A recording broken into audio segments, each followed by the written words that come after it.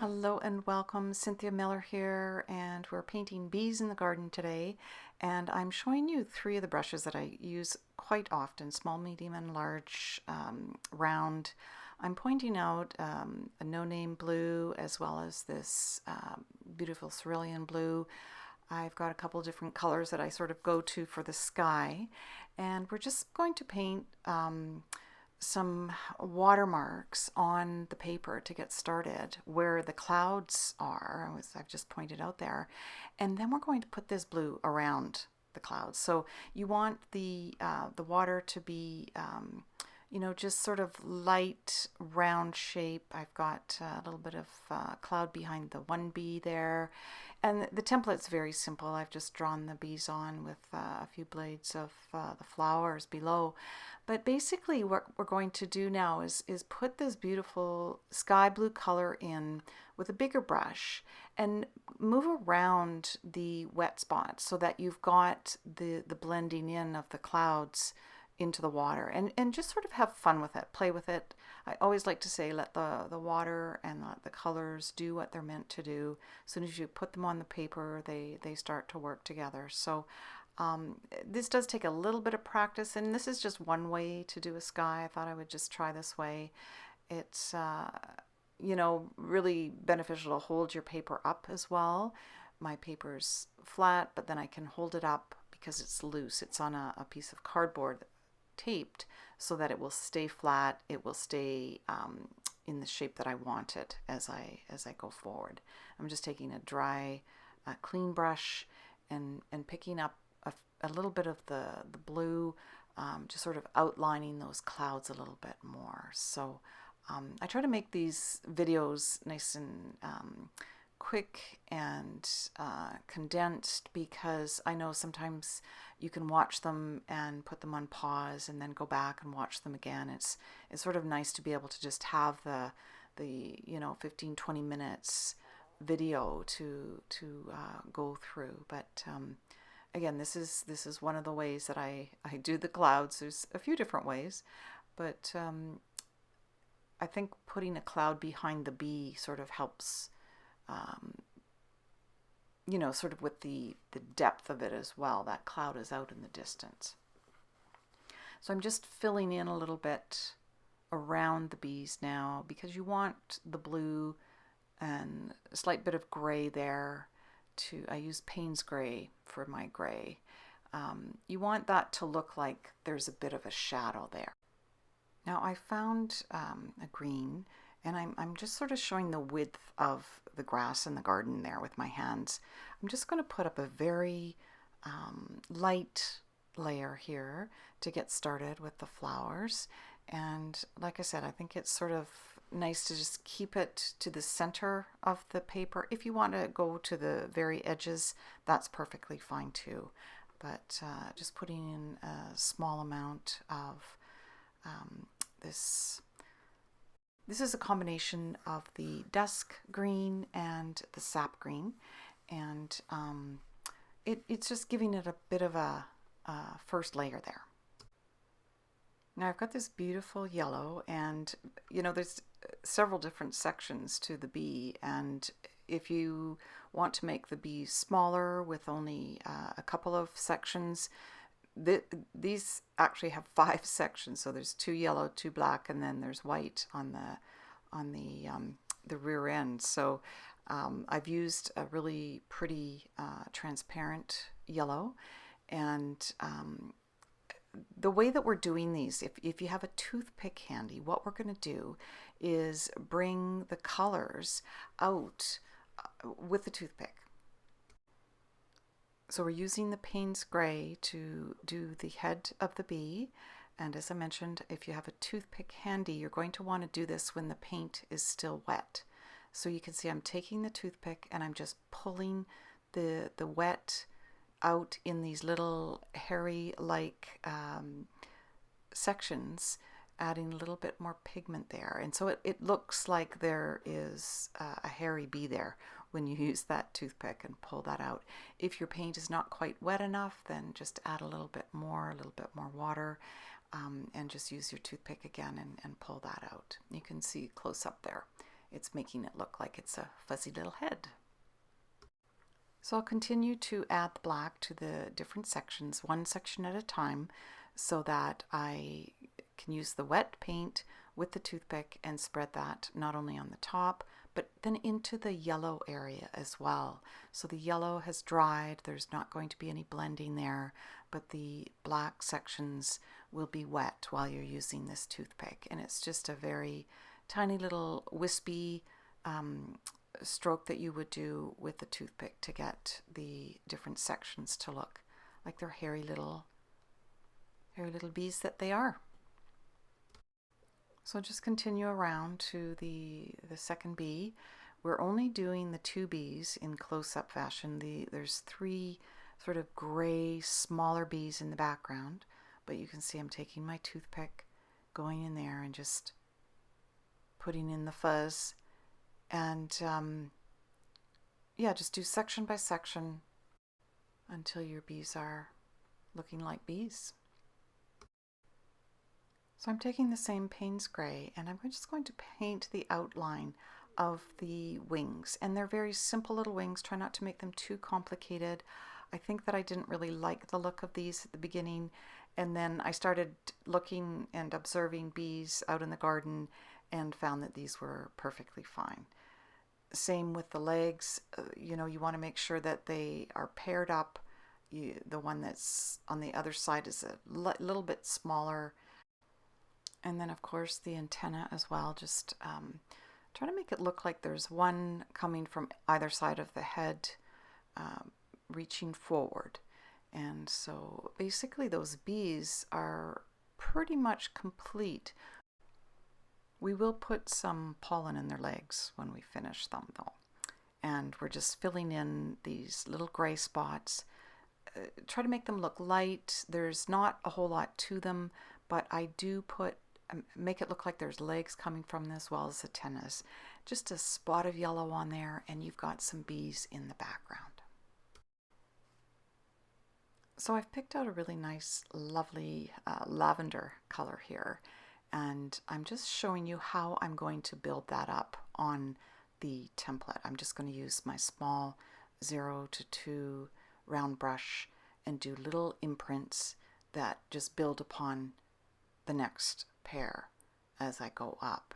And now with lavender, there's a tiny little flower just a few inches down below the stem, and we don't have a whole lot of room at the bottom of the page, but I'm still going to put that in because that is characteristic of lavender. And so I'm putting on a very light layer, and then I will go over it again with another layer. And I'm putting on 5 altogether. I'm starting with the lavender first, and just building the flower garden from that. So I've put 2 layers on each of the lavender, letting the original layer show through, using the second layer as the accent.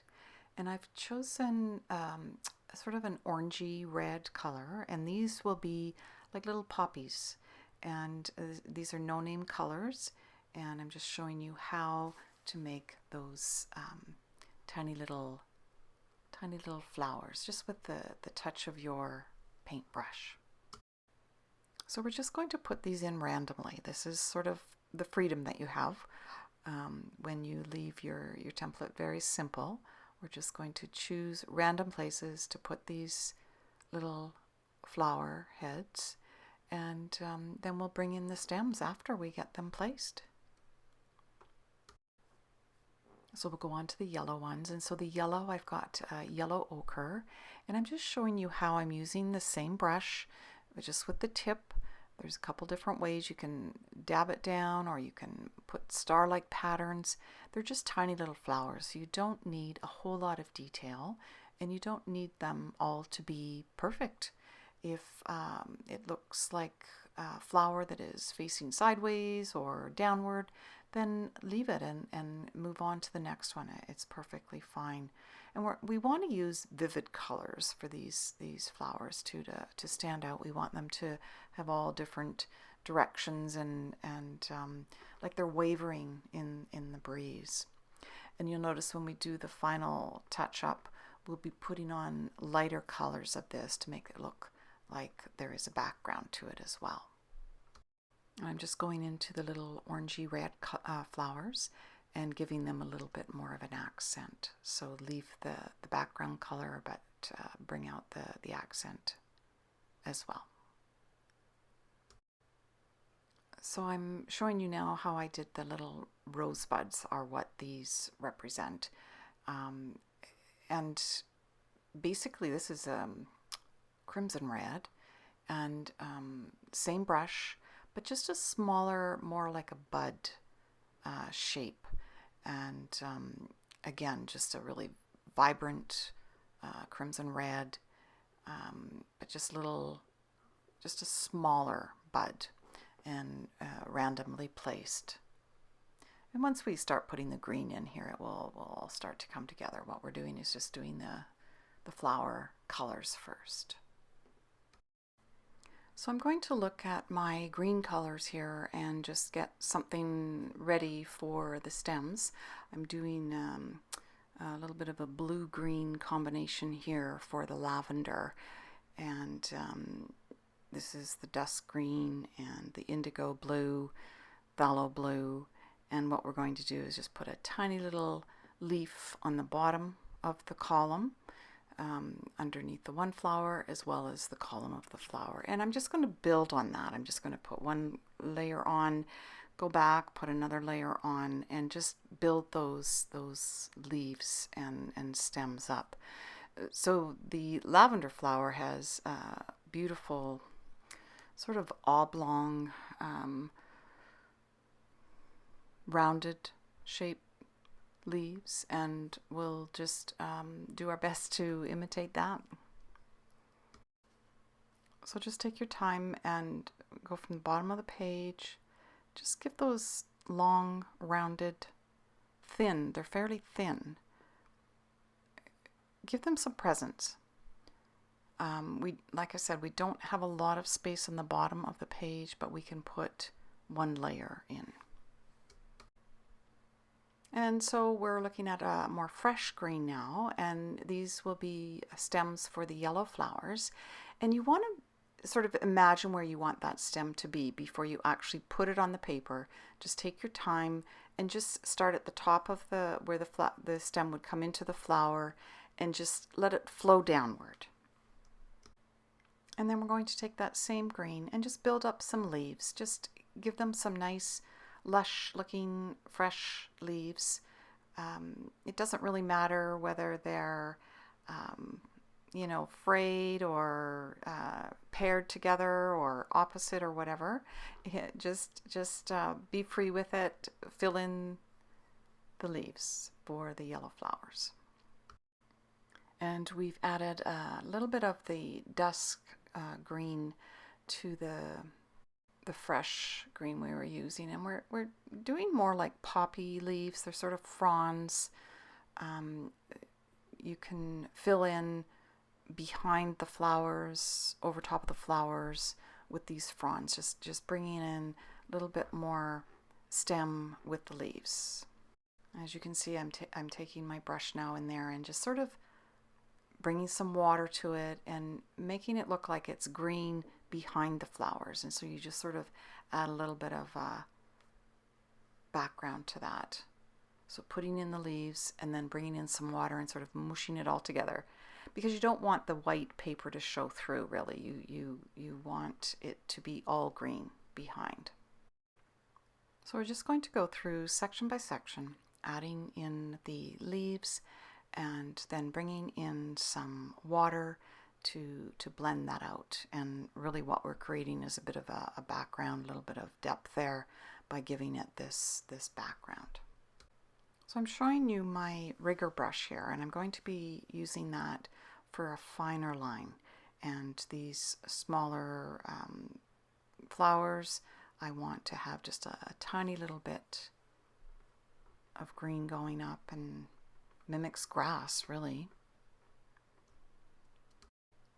And so the next piece is the rose leaves, and what I did was just sort of build the stem with lots of little leaves along the edges, and made it a little bit darker. So I added more of the dusk green to this and really filled them out a little bit more, because I realized that roses grow on bushes rather than just one stem, and I wanted it to look like there was a little bush there, so just added more and more of that dark green to the roses, and a little leaf right underneath the petal as well, I think really helps to pull that one together.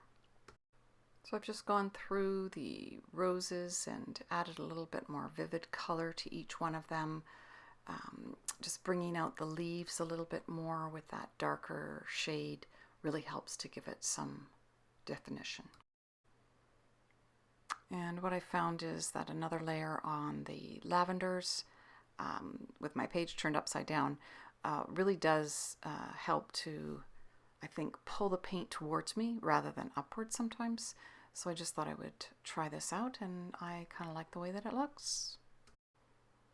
So I'm just taking a look now and just seeing what I need to do, and I'm just putting just a tiny little more detail with the bees, just a splash of yellow, a little bit of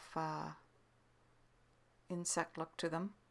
Just want it to look like there's lots of bees buzzing around. That's the activity we want to portray here. So we're looking at the clouds, and I want to sort of soften up a few of the edges here. I've got a wet brush, and sometimes those lines dry with more of a hard line, and what I want to do is soften that up. But also what I would like to do is just put a tiny little bit of the gray on the bottom of clouds, because most clouds have a tiny little bit of gray. It's sort of the under side of the clouds where the light is not shining, and creates a bit of a form to it. It really helps to give it some form. So I'm just playing around with the water, playing around with my Payne's gray, adding that into the bottom part of the cloud, and sort of creating little round pockets in my clouds.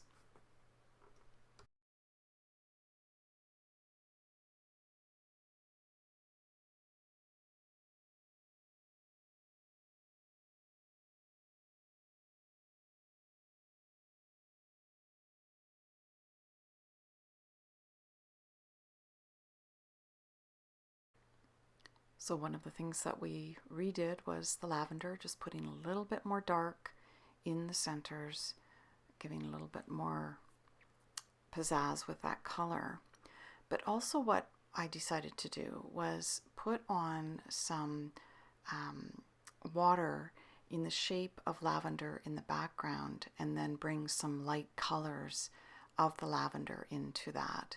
And so I'm just dabbing on some water where I want that lavender to go.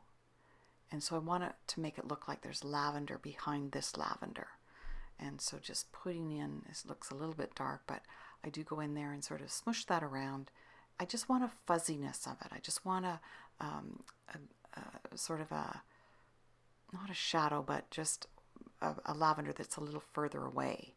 So just creating a little bit more depth here with tiny little bit of the light color lavender in the background.